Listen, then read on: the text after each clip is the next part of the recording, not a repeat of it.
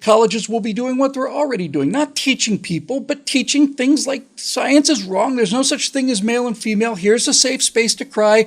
We had a speaker scheduled to give you a different perspective, but so many of you panicked over the idea of hearing a new perspective that we've canceled the speaker. Hooray. That's not the future, folks. That's the present. You don't have to like it. I don't like it either, but nevertheless, there it is. There is one big bright ray of hope, however. We are producing now the most poorly educated generation in American history. And we can look at this and say to ourselves, my God, there's nothing we can do. What resources could we possibly muster, just as individuals, as parents, as groups of parents, as if it were our responsibility, as if it were our responsibility to make sure that our kids got an education rather than just our responsibility to make sure that they got on the bus. Well, there is one thing that we have that they didn't have back in 1895.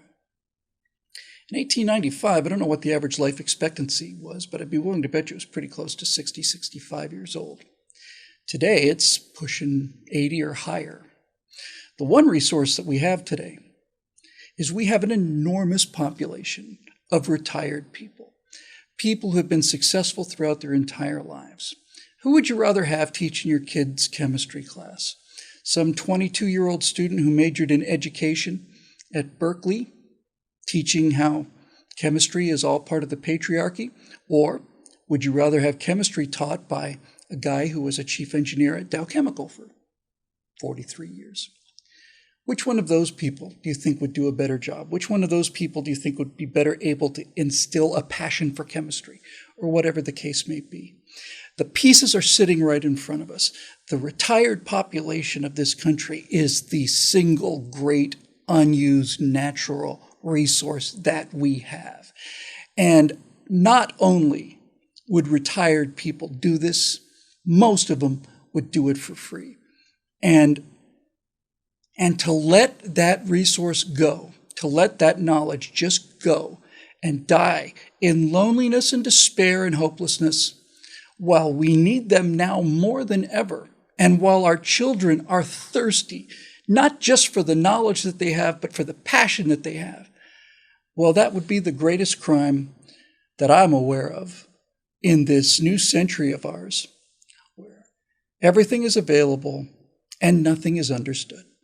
On the morning of November 5th, 2020, radical anti-American forces launched an attack on the United States government. I have no question about that whatsoever. They'd been building their forces for a long time, and like the Americans at Pearl Harbor, and in the White House, and like the Russians, and like the Allies, we saw them building their forces, but we were convinced that they wouldn't come.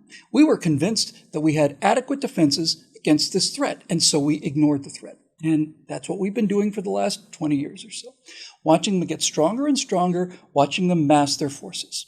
Well, we woke up and found out that the election had been unusual, that voting machines had stopped counting hours, then started counting again when they were supposed to be shut down for the night, and all of the vote tallies were different. Not going to get into the details of that.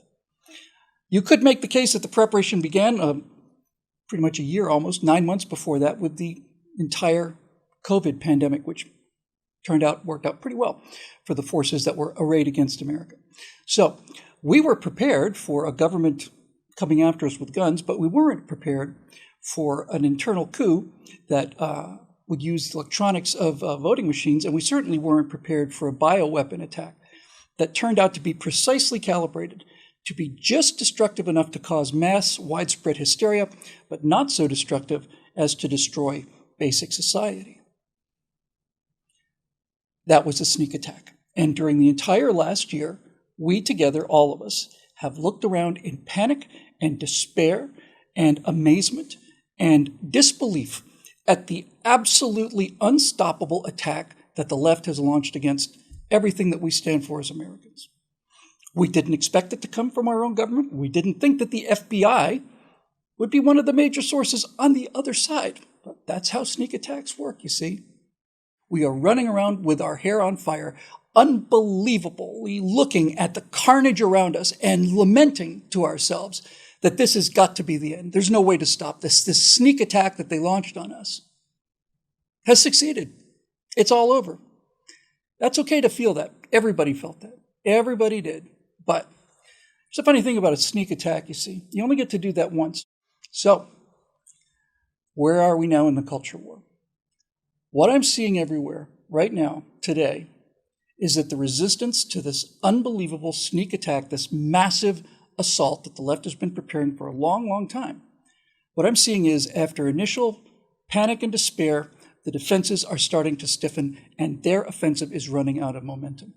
They do not have the power to put us out of the game. And they never did.